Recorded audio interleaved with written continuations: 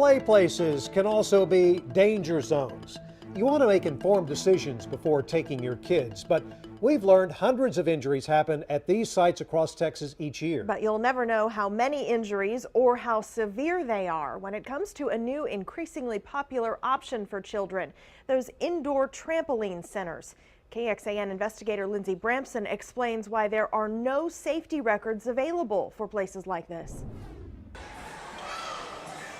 It was supposed to be fun with friends, not a life-changing event for 10-year-old Lillian Handy. A Saturday at an indoor trampoline center in Cedar Park called Jump Street. I didn't even see the guy coming.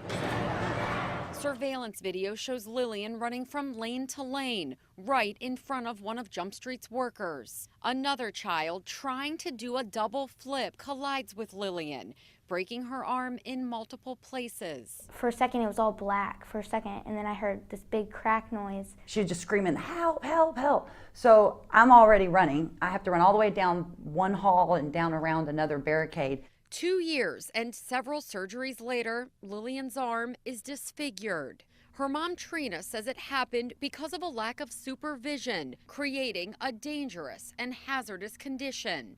The reason she filed a lawsuit against Jump Street. What are you doing to ensure the safety of the kids? When we see some roughhousing or somebody violating a rule, our court monitors immediately try to intervene. And what we're looking at here is our main trampoline court.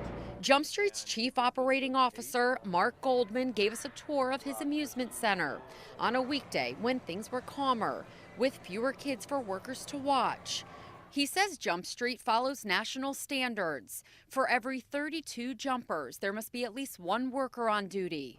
Rules are posted that clearly spell out what not to do. The court monitor's overall responsibility is to maintain safety in all of our trampoline courts. And they do this by enforcing the rules. Typically, if they are zigzagging or impeding somebody's progress or jump, that is the job of the court monitor to intervene.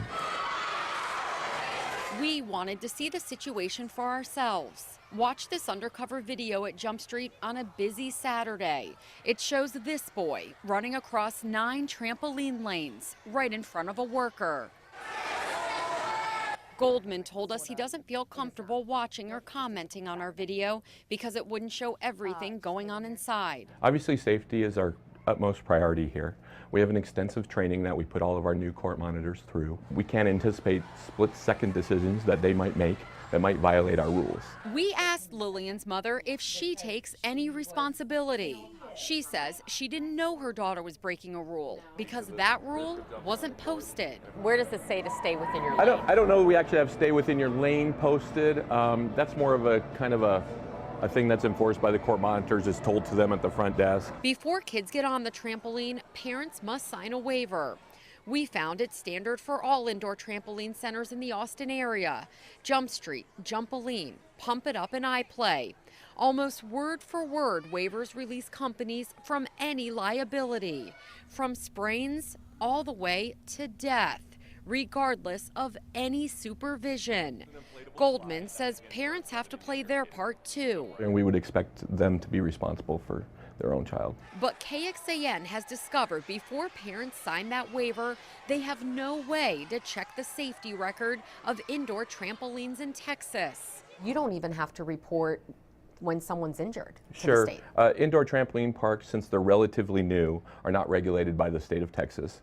Therefore, there's no requirements to report injuries or anything of that nature. Play places with roller coasters, mechanical bulls, go-karts, almost anything fun for kids have to report when someone gets hurt to the Texas Department of Insurance. State legislators haven't updated the law to include indoor trampoline centers. And there's the guy right there jumping. Something Trina wishes she would have known before that day. I would have never let my daughter play somewhere where I intended her to get hurt.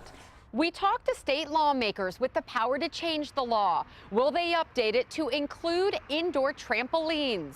They told us they'd have to research it first. We're sending them our story and we'll be sure to follow up. Lindsey Bramson, KXAN Investigates. And according to Jump Street, out of more than 150,000 jumpers last year, there were 94 injuries, everything from a scratch to a broken bone. That included 2 EMS calls. In 2013, there were 139,000 jumpers and 5 EMS calls. And in 2012, there were nearly 138,000 jumpers and 6 calls to EMS. While Jump Street does not have to report its trampoline injuries, it says it welcomes the state changing that requirement. If you want to see how your child's favorite amusement center stacks up, we have provided a link to that resource Lindsay mentioned in her report. You'll find a list of injuries and the details surrounding them for the majority of sites across the state. Just search for this story in the investigative section of KXAN.com. And remember, if you have something you want us to investigate, email us at report@KXAN.com.